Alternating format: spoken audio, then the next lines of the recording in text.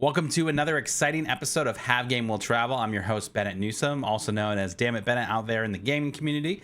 But as the director of esports growth and development here at Full Sail University, I'm super passionate about exploring the diverse world of esports and gaming beyond just skill level. So whether you're a first-time listener or a returning fan, we're thrilled to have you join us for this virtual journey through the experiences of industry professionals. Get ready to engage with our guests and learn from their perspective. But remember to submit your questions in the chat and we'll feature them and get you the answers that you want. So please sit back, enjoy the ride as we kick off another Have Game Will Travel.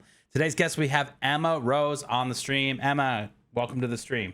Hey, thanks for having me. Yeah, my name is Emma, or Emzii is my gamer tag. I am a loud, proud transgender woman from Northern Ireland and a competitive gamer for eFootball. I represented Northern Ireland at the Commonwealth, winning a gold medal, and I'm now representing Great Britain at the European Games in 2 weeks, where I aim to win another one. Yeah, pretty much. Yeah, if I don't say it, it won't come true.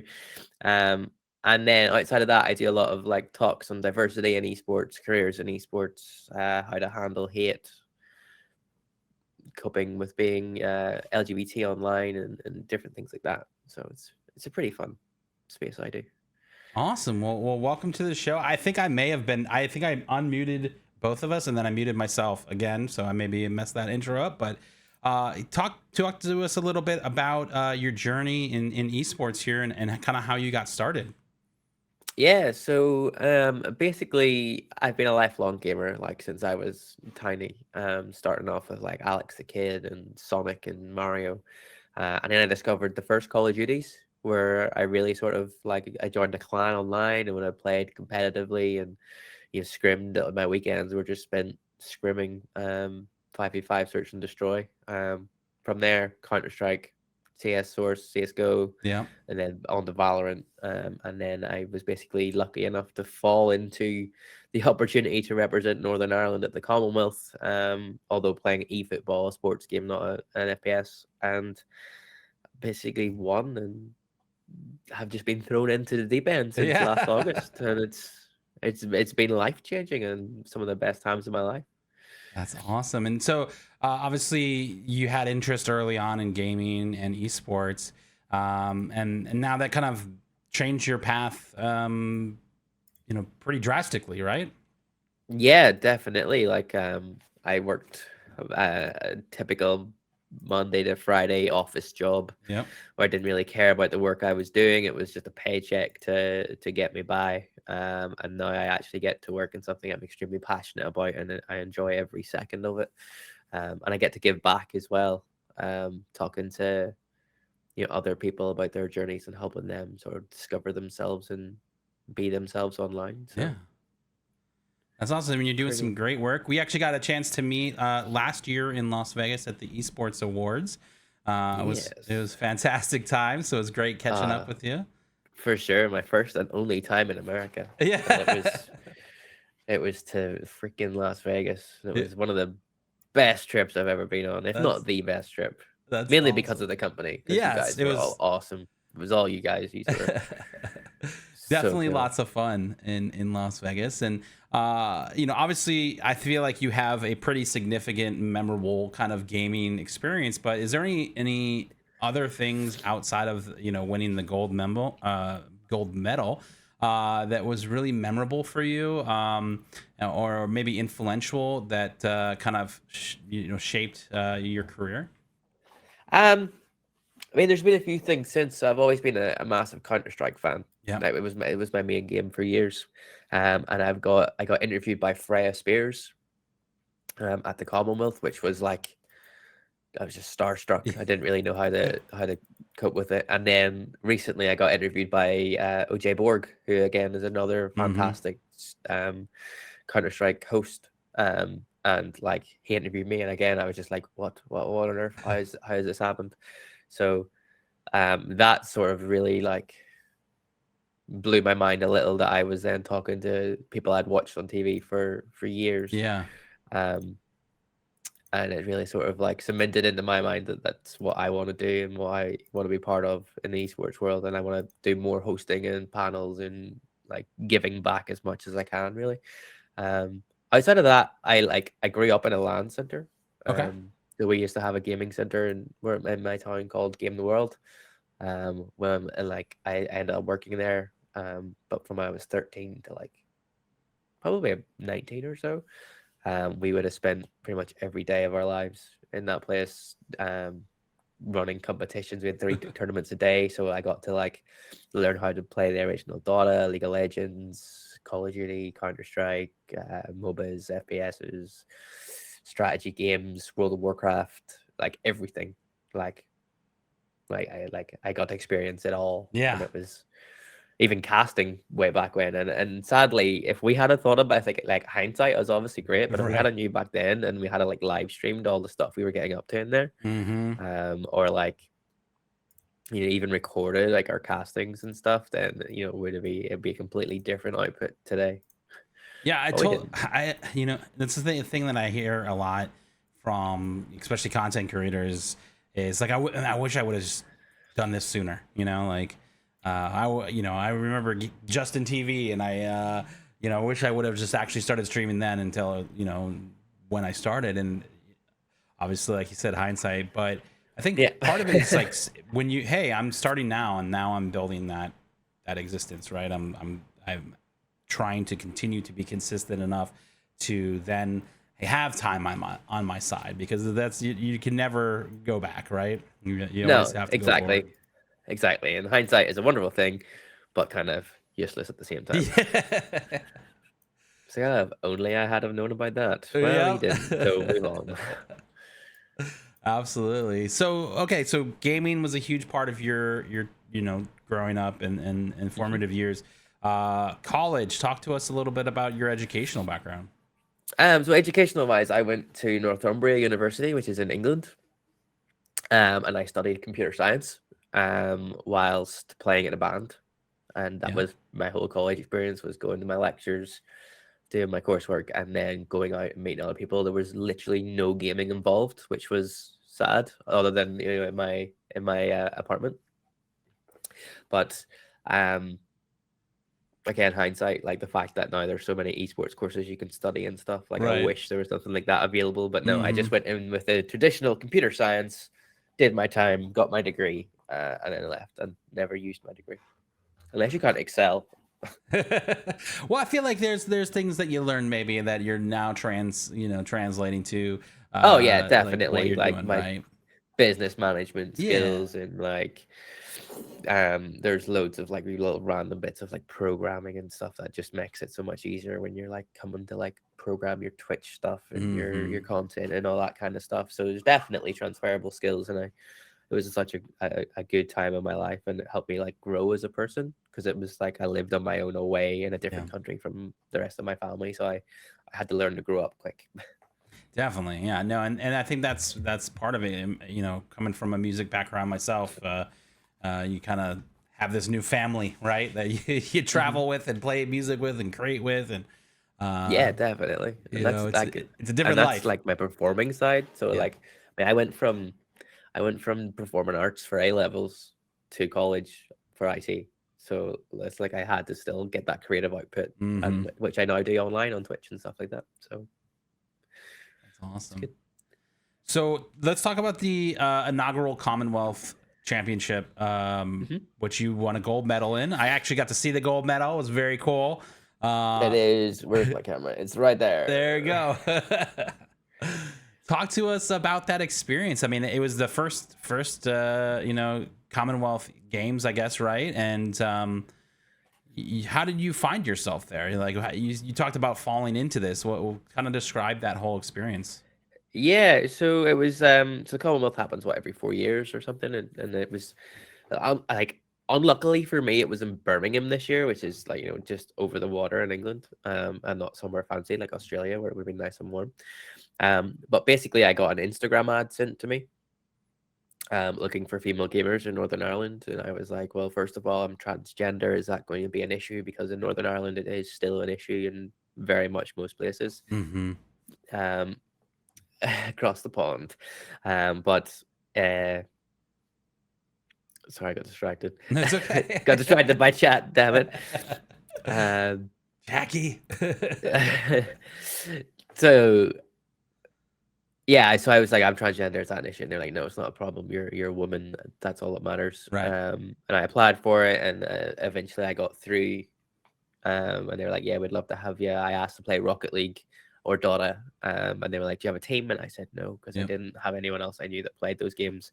I mean, if there had been like a Counter Strike, sorry, or any kind of like FPS, right? FPS, I would have for sure applied for that. But eFootball was my last option, and basically I was like, yeah, I'll play it. I've played FIFA, most of my Right. my childhood life. So it can't be, as a football, I'm a massive football fan. It can't be too much different than that. So that was okay. I didn't hear anything for ages, and I mean, like, to the point where I thought it was maybe starting to be a bit of a troll, and I thought someone was just taking the mick out of me, or maybe it was something someone had planned to do, but they never actually got to take it off and actually got to do what they planned. But then one day I got invited down to Belfast Met to come and do headshots, where I got a lovely headshot that's used all over the show. And it looks awful because I'm 8 stone heavier and my hair is super short. But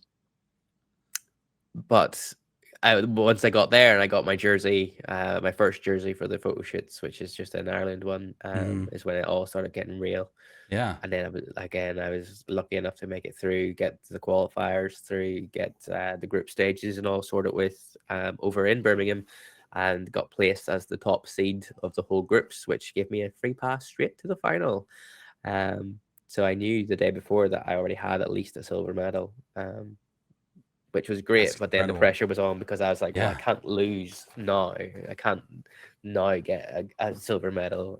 So I was lucky enough to be able to win. But I feel bad for Amy, who played in the final, because she'd already been off the back of, she played the third place match, and the winner played me. So she'd already played 3 games, because her and Alia, were like just slogging it out. There was such close, good games. So it's like, I felt bad that they then had to come on the stage and play against me after like going to penalties in the last game. And I came out like absolutely wired. I was buzzing, jumping up and down, singing to myself, really like playing up for the cameras.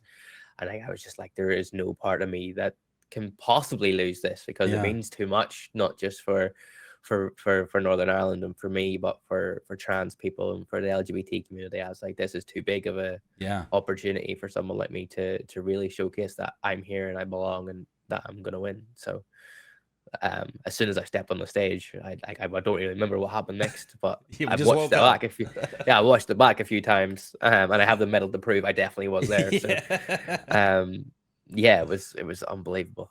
That's awesome. And obviously winning something it's huge and what a milestone. But how has that really kind of impacted your life and your career in esports so far? Yeah, well, that was my intro into esports. That was like so most people just get dip their toe in or do something. I got thrown straight in at the finals and straight in at a global event, right, where I happened to win. And like within, I think maybe 2 months, maybe 3 months, I'd use all my annual leave from my day job, going to like events and conferences and speaking on panels and being flown all over the UK. And it got to the point where they weren't going to give me time off. So like where we met in America, I wasn't, like I wouldn't have been able to go still working for the same people, because they weren't going to give me the time off. Wow. So I was kind of had to make the move that, okay, now I'm a full-time professional gamer and I'm going to work in esports. And I was lucky at the time to have someone who believed in me and helped me like craft a career where I got funding to go to schools and colleges and really sort of make a name for myself in the program and really promote diversity in esports. And now I work for Riot, Gravity Media and Riot, down in the broadcasting side of things in Dublin. That's awesome. For esports. So I get to basically watch a Valorant all day, or League of Legends, and help run the broadcast side of there. So I mean, it's life-changing. Like life-changing doesn't even do it justice. Like everything about my entire life, my entire like work ethic and everything has changed since winning that gold medal. It's mental. That's incredible. And I think that's such a huge opportunity. I mean, all of these doors had started to open for you.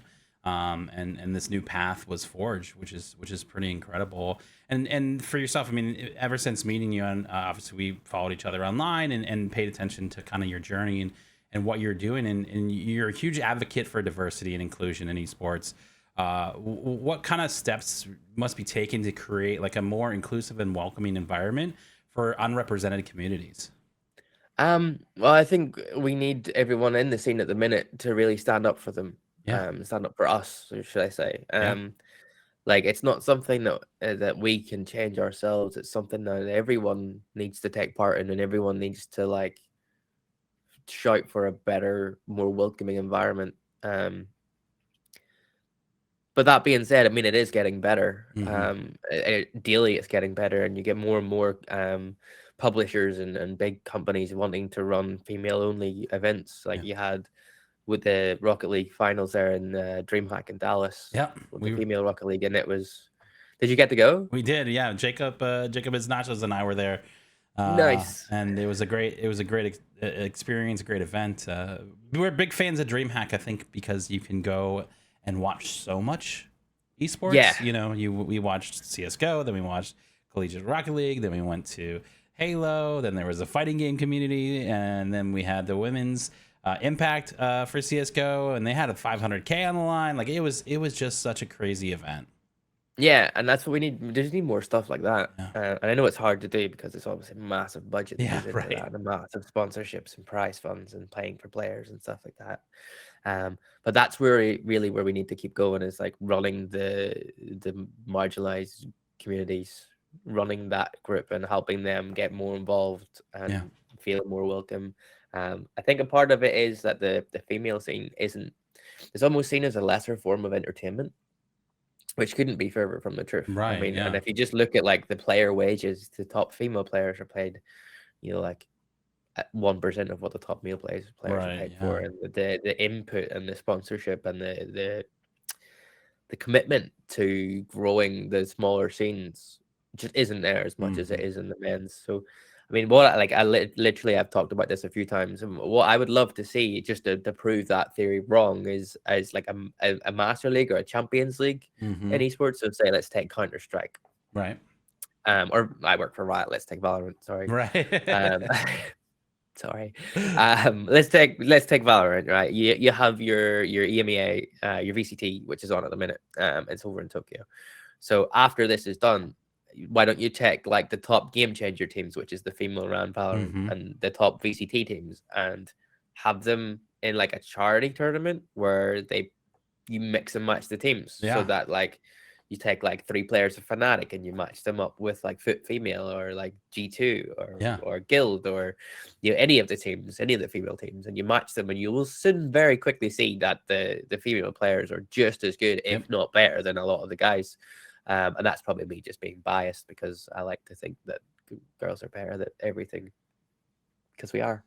But I would love to see that. I think that we need more of that. I mean, there yeah, shouldn't be it anything just that needs to separates happen it. once. Once it happens once, Yep. it'll be a thing. Yep. But at the same, with that though, like having those female only leagues gives us so much more experience to like um showcase more talent Yeah. and like give more females the experience to actually compete at that high level. Because if we just went like tomorrow, if someone just went, you know what, scrap everything, it's now mixed leagues, girls can play, Yeah. guys can play, everyone who identifies as whatever can play, you would only get to showcase the top small tiny percentage of actual non-male players Yeah. because it's of just sheer numbers. Right. Yeah. And having those female only leagues and non-male leagues really gives you more people to get that experience. And you're never going to get as good as the other players if you're not playing LANs, if you're not playing live in front of a Absolutely. crowd, because it's a completely different experience to playing in your bedroom than it is to playing on a stage with Yep. like 50 cameras around you and a massive audience and like Yeah. screaming sounds where Just you a have little to wear sound different. cancelling.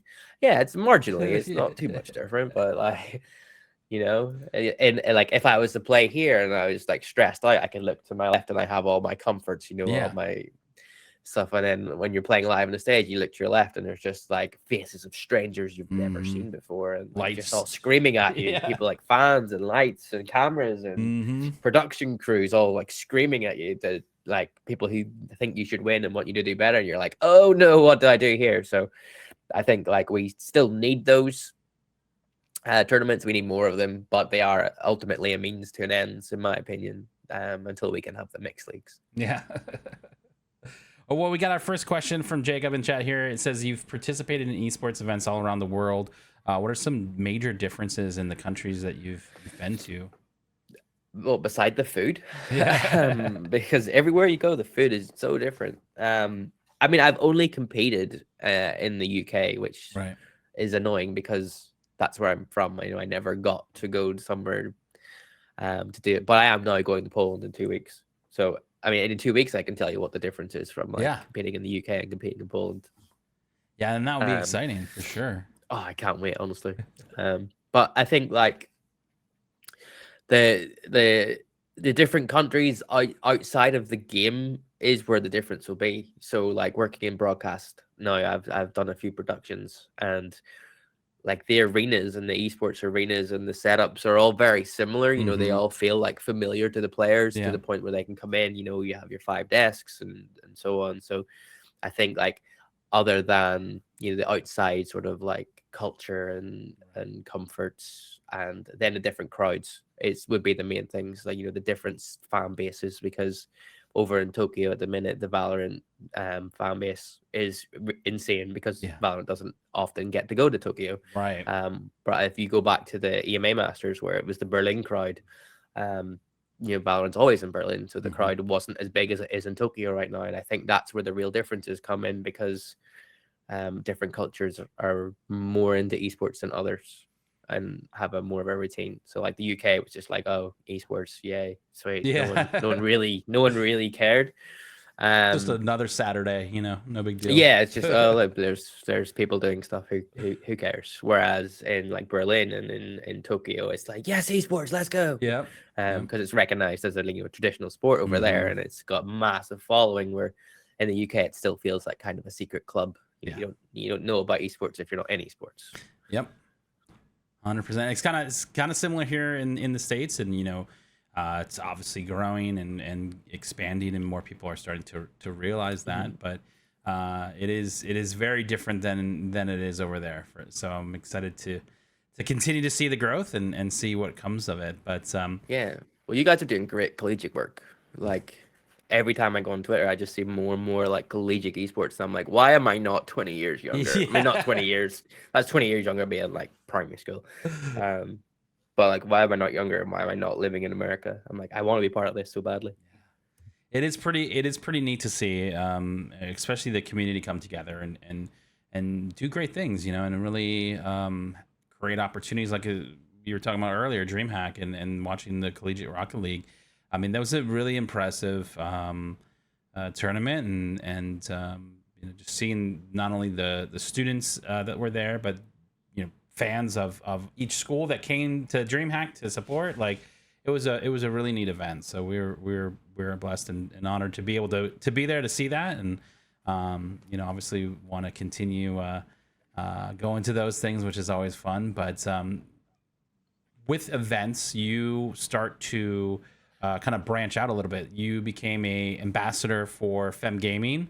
That was just kind of how we met, because you were with the Fem Gaming crew out in Las Vegas, which was great. What's kind of like your role as an ambassador for that organization? So for Jess and for Fem Gaming, I'm their esports ambassador. So they don't have anyone that's really sort of competed in esports or won a gold medal other than you, right? Yeah, well, I mean, not a lot of people have, let's be real. There's only 6 games? Yeah. 2 football, 2 Dota, and 2 Rocket League. So I just had a massive sneezing fit there. No, you're fine. Gosh dang, hay fever. Yeah, so anything esports related, I sort of like lend an ear and lend my thoughts on what we think they should do and stuff like that. I mean, Jess is like, I mean, you know, Jess, she's an absolute powerhouse, and she's one of the coolest ladies you'll ever meet. Hashtag business. And like, she's going to do amazing things with Fem Gaming. and I'm just glad to be part of on their journey. And Yeah. anytime they have any esports questions, I'm always very happy to help with them. That's great. I'm glad that that exists, and you're able to lend your experience to that, because I think that's such an important piece of this, especially in like a new space for anybody. Like having someone that's an expert in that field, be able to explain, teach, share, like do all of those things is such an important piece of the puzzle. Yeah, and I mean, I think I'm in quite a unique position because as much as I compete in esports and eFootball, I've played every other esports title you can imagine. I've done them all, and I'm just a competitive person. I like to play them all and see how far I can get in them. So it just happened that eFootball was my breakthrough title. So I'm able to give quite a lot of experience on other sides of esports as opposed to just the football game or soccer game, I guess, if we were talking American, right? Yeah, right. It depends. It depends on what fan base you run into. If it's the diehard football fans, they're gonna know it's football. But a lot of people will call it soccer as well. But I've actually found out recently it's not just an American thing. I think it's like a general non-British thing. Okay. Like I think I heard someone from Spain calling it soccer, and I was like, okay, fair. That's interesting. Now you mentioned like educational talks before, and how you would love to be involved in the collegiate space.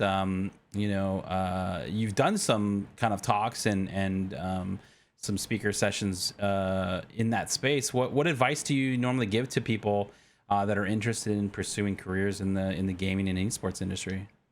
Yeah, the first advice is if you want a career in esports, you're not going to end up playing a lot of games. Like the working in esports and having a career in esports, you don't actually get to play too much. As a professional player, there's a lot of like watch back, a lot of recording, a lot of analytics, a lot of training, I guess you could say, where you watch your games back and you really deeply analyze and sort of see what you did wrong and what you need to do better. But also everyone wants to be a professional gamer, right? And only the top X percentage. I mean, I'm not even like, as much as I am a professional gamer because I have my medal and I've represented my country, I don't make money from it. That's not where my income is. I'm my professional side of esports is that I work in broadcast. Right. But before that was like talks and stuff. So my first point is, if you want to get into esports, find something you're passionate about. Yeah. Other than gaming itself, other than physically playing the game, because only the smallest amount of people will be able to make an income doing that. Obviously, if that's what you want to do, go for it. Make sure you put the time in and you have the work and you do it all properly, and don't be toxic and things like that. But find something you love to do, and there will be a job doing that in esports, and that's the important thing. And I think networking is and especially in esports, is such a big aspect. So like I get all the college kids to like sign up for LinkedIn and like make sure they're following people and make sure they're making connections and posting good content and being authentic and things. I was like, don't just make a LinkedIn and start saying stuff that you think businesses want to hear, because that is not build yourself as a brand. It's not what you want to do. So it's like it really varies person to person, because it depends what they want to do. If they want to go into graphics, you could go into broadcast for graphics design, you could go into Twitch overlays, you could go in like anything, hair and makeup, you could do stage design, you could do management, you could do literally anything. I mean, esports is massive. It's bigger than the music, TV and sports industry all combined. So, or music, TV and film industry, not sports. So like anything you want to do, you can do, and like I just try and point people in the right direction to people I've met along my journey, and help them out that way. I absolutely agree. I think it's finding that thing that you are passionate about and really striving to do it, and really go above and beyond, really put in the time, effort, and consistency to being successful in that. Figuring out. Exactly. And like, don't be afraid to make mistakes, because everyone does it. Use them as learning methods. Absolutely. And then again, I like to talk to parents and tell them that it's not just idiots like me that sit and play video games all day. There's a whole industry behind it, because it's all well and good your kid coming home from school and saying, "Mom, I'm gonna get a job in gaming." Yep. they're like, what? No, you're not. Go be a doctor. Yeah. And then actually hearing it from someone who is a professional and has made a career, and being able to like share all the opportunities that I've had, and like getting to go to America, which I would never have done without Yeah. esports. And actually hearing as a parent, hearing it from someone like me who's done it is completely different than just your kids. So Yeah. it's as much about talking to the kids who are actually the ones studying and wanting to learn, as they're talking to everyone else around those kids, because they're just as important as putting the time in itself. I've just noticed my lights turned off because it's after half 10. Yes, there's quite a difference of a time zone here in Florida to Northern Ireland. So we appreciate you being on the show, obviously at the late hour over there. Not a problem. Not a problem at all. I do got to get up for work at 6 a.m. So well, we won't keep you too much longer. We'll be fine. Stay as long as it's still early. It's only 10:30. Yeah, I've still got at least another hour and a half before my head hits my pillow. Yeah, there you go. Well, talk to me about, obviously you have a lot of initiatives and focus on the LGBTQ community, but tackling online hate is a really important issue in the gaming community. And I would love to kind of know your personal kind of goals and how you deal with like online negativity, and what sort of advice do you have for others that maybe are like facing similar challenges, as those things, if they're streaming or they're creating content, how do you personally deal with it? Personally, from like my own level, like I've suffered with depression my entire life. A lot of it was due to like my gender dysphoria and things like that, which I didn't realize for most of my life because I didn't know I was trans for most of my life. But for me, I've now been to the lowest of the low. So like I can't get any lower, and it's got to the point where nothing anyone can say to me online is going to make me feel worse than I already have before. Right. So for me, I've got like that layer of thick skin where it'll bounce off me. Yes, some days it will still affect me, and I'll get like in a mood, or I'll be a bit down about it. But ultimately, people can say what they want and have their opinion about me. I don't care. I'm doing what I love, and I'm getting to live the dream that most people want to have. So it's for me, it's like it's no longer important about the hate, and then it's finding the good messages. So out of like the thousands of trolls of people calling me a man or ugly or whatever, or sick or whatever they want, or it's about finding that one person who's like, oh my god, Emma, thank you so much. Thank you for being you, and you've helped me overcome this and that. And like once you get that one message, you're like, clean sheet, reset, go again. Give me another 1,000 hateful messages, and I will find that one person who needs to see my comment and needs to see my content. Yeah. So for me, that's how I sort of deal with it. I've already been there. I've had suicidal thoughts. I've had whatever. I thought I shouldn't be here. I've thought several times, and it got real bad. But now I'm newly engaged. I've got a puppy who's the most adorable little thing in the world. Yes. I'm a gold medalist esports athlete. I've lost 8 stone this year. Like nothing anyone like says to me online can hurt me unless I know them, and unless they're being mean. If it's like a close friend or family, then what they say will hurt me because I value their opinions. But someone I don't know, I'm like, well, you're spending your time here watching my content and watching me and delivering hate on me. What's wrong with you? Like tell me your problems. Let me like talk to me. Now obviously that's not the same for everyone. Like not everyone's gonna have as thick skin as I've had or had already experienced it. And experience things like I've had like death threats and people saying I don't deserve to be part of the Commonwealth, and I don't I stole a medal, things like that. I've had it all. So it's for someone who's new or starting up, it's trying to tell them to either not read the comments as much, which is hard to do because if you're anything like me, you get that notification, you're like, okay, I need to read this is what it is. And really sort of like trying to find the positives in it, and find the positive people that are in there and not take it to heart is the most important thing, because someone online doesn't know you.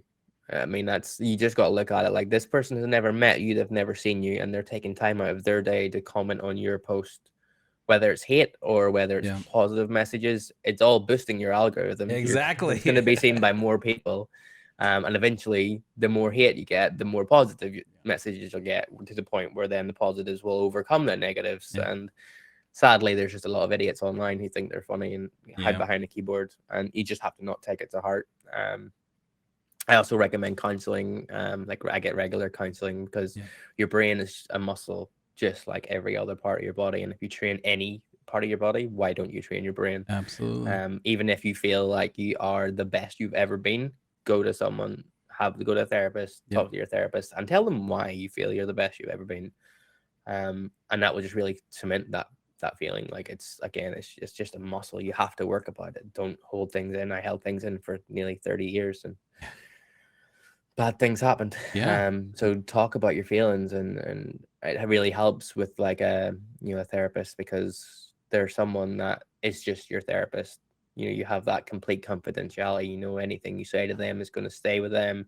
It's not like you're going to talk to your parents and say, I mean, you should talk to your parents anyway, but it's not like your parents are then going to be like, oh, I'm really worried for them now, and they're going to start treating you differently because you've said something. Whereas, with therapists, they will obviously make sure you're healthy and you're safe. But you can really just open up to them, because a lot of people will struggle to talk to the ones that are closest to you, because you don't want them to change that relationship with you, and you're scared of what they'll think. So having that neutral and respectful sort of help is a huge, so, and it has been for me. And absolutely. All I do is share what I've done for me to get to this point. And I think seems to work. Yeah, and I think we need to like normalize, therapy. And I think there's a lot of efforts going towards that way, but it's just such an important piece of the puzzle these days that being able to communicate effectively and share your emotional vulnerability with somebody, especially if you're going to be in relationships with other people, you really need to have those things. And if there's a wall up, you gotta take it down one brick at a time. And sometimes definitely. you need help with that. So definitely. And it's like, to step away from like the LGBT community and men specifically are just probably worse for it, because they're taught from such a young age the traditional manly thing is just suck it up and get over it. And it's not, that can be further from the truth. It's not great advice, right? Like, no, you should talk about it. You should express those feelings. You should figure out. So I feel like I'm having a terrible time. I'll get over it. Man up. It's like, no, that's not what you say to people. That's not what you do. Talk about it, please. Open up. Let me know. Exactly. So let's talk about Team GB. So this is the newest kind of adventure going on. It will be at the European Games in the Esports Championship, which is awesome. Congratulations on that. Thank you. I'm gonna get another shirt to hang up beside this one. Yeah. So yeah, it's the European Games. So I think it's maybe every year, every 2 years. I haven't really looked into it, but it's like a traditional event, kind of like the Olympics. Yeah. So all your different sports.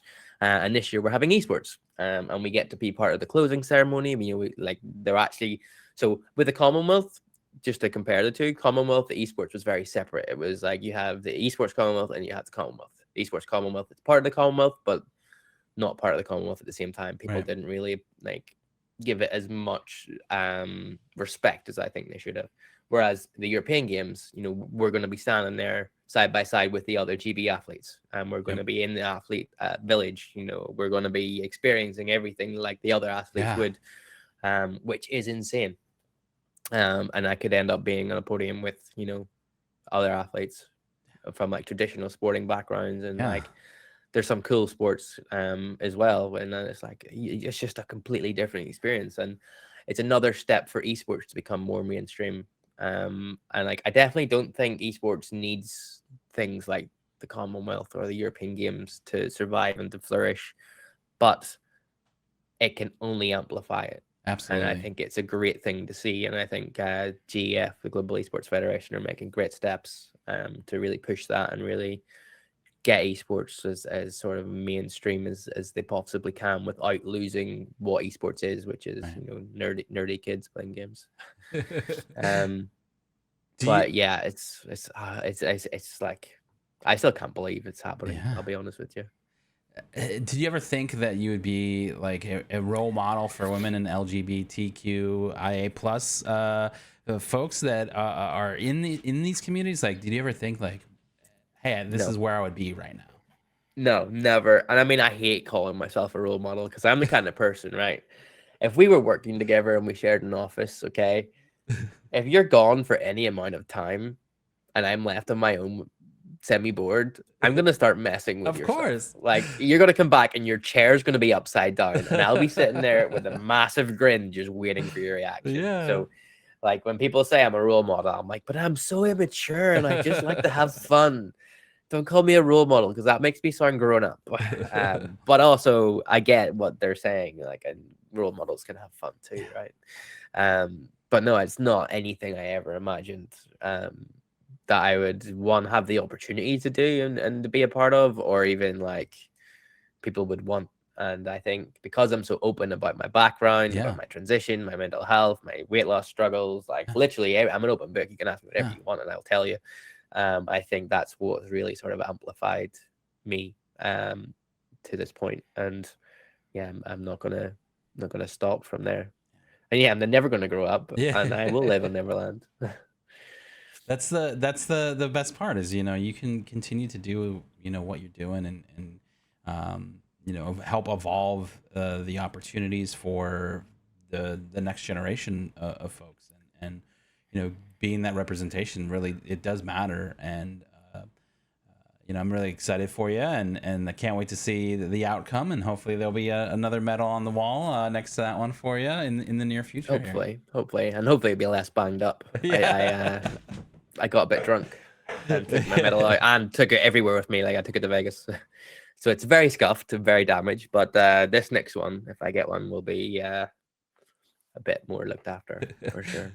I think the scuffs are good. I think it's it's character, right? Yeah, it gave it took history. a journey to get there, right? Like it really did for you, and I think that really shows that anything's possible, right? I mean that's my story. Like I come from a council estate broken family, and now I represent Northern Ireland and Great Britain at esports, which is just nuts. So if I can do that, literally anyone can do anything. If you want to be president, go for it. Absolutely go for it. I'll support you, unless you have some mental views, in which case, maybe don't go for it. Maybe pick something else. Yeah. With community, obviously, at home and online, building that and building a community and network to support aspiring gamers and obviously esports enthusiasts. What kind of steps are you taking to try to help continue building that network and continue building that community at home? In Northern Ireland or like the UK? Yeah, I Like, mean, Northern Ireland or UK. I mean, wherever you feel like you're doing the there's work. two different stories. I mean, I don't know if Northern Ireland's ready for esports. Never mind a trans person leading the way for esports. It's very interesting at times. But I mean, I've been to schools. I've helped Belfast Met get their esports college certificate course approved. So from next year you can now study esports in Belfast, which is insane. And I've just seen their arena that they've got set up for the students, and it's going to be amazing. Again, hindsight, jealous that I don't get to be part of it. Right.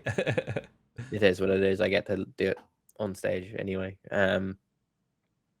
For me, again, I'm just like, I'm open, I'm approachable, and I'm always like reaching out to people. Like I want people to message me and ask me stuff and like ask for advice or ask for my opinion. And if anyone messages me asking for stuff, they're always going to get an answer. They're always going to get my time. And that's something I pride myself on, is that I'm an open book, and that if I can help you, I will. Whereas some people, their methods and their ways of like dealing with online hate and stuff is to just turn it all off and turn comments off and not be approachable and just put your content out there. Whereas I'm like, well, if I did that, then I'd miss the good ones and the people who want to talk to me. I miss them. So everything's open. I'm an open book. And I go to as many events as I can, and I network as much as I can.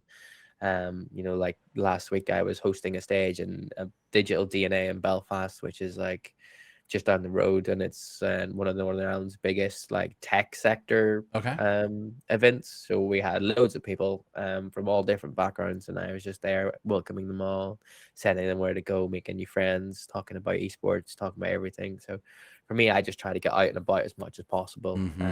Go to as many schools, go to many events, be on as many panels, release. I want to say release content, but I am really bad at releasing content for someone who basically lives online. But yeah, I just try to be visible and as loud as possible. What's impressive, and obviously, you know, we're big fans here at Full Sail, and you know, your story and your journey, and obviously the kind of publicity of that. I mean, and that you've been promoting online and sharing at like an open book, right? Has been really inspiring. So thank you for doing that, and you know, helping, you know, other gamers along the way. I feel like, you know, as someone that streams and creates content in the FPS genre, I've got to know, because you've tackled all of the different types of games, what is your favorite? Like, obviously you've got a gold medal in eFootball, but yeah, are you truly like really wanting the FPS, or what do you normally play on a day-to-day basis? It depends really, right? So if my coach is watching eFootball, I only play eFootball, and that's all I'll ever play. If he's not watching, which he's not, because I never told him I was on this, to be fair. At the minute, I'm hooked on zero build on Fortnite, and grinding, because the new rank just came out, and I've been grinding that. We got up the platinum, which is fun. But I mean, I think everyone got platinum. Like the ranking system in the first, like the preseason of Fortnite has been strange. But I'm thinking I'm quite happy with, you know, my performances. So I've been doing that a lot. At the minute, because it is so close to game time and the competition time, I have been mostly playing eFootball. TFT, League of Legends, Team Fight Tactics is my chill game. So if I need a break, or if I'm not doing anything, like literally at the start of this, I was still in a game when we started the stream, because I thought the stream was an hour later.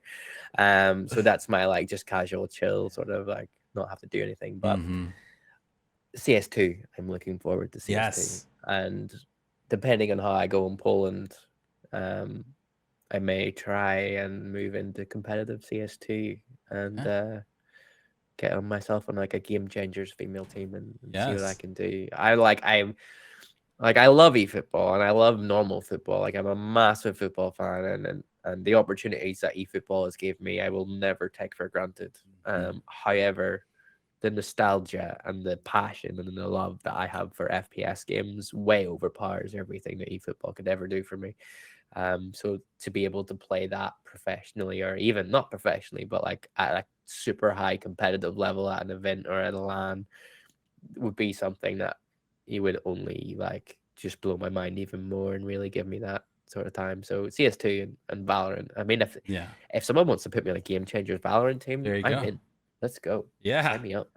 I'll have to relearn everything, but I will do it. I have the time. Do I have the time? I don't know if I have the time. That's also the issue. Is like, time is always the issue. Like with the Commonwealth, it was fine because I could put hours and hours a day into eFootball. And when I was younger, I did the same with FPSs. But now I'm like, I don't know if my job, like if I have the time that it takes to be a pro gamer. But I'd certainly, if the opportunity arises, I'd certainly like give it a go and see how far I could push it one more time. If I get slapped in Poland, I'm retiring. Done. But that's not going to happen. That's not going to happen. No, not at all. Well, talk to us about working for Riot. Tell us a little bit about your day-to-day working for Riot.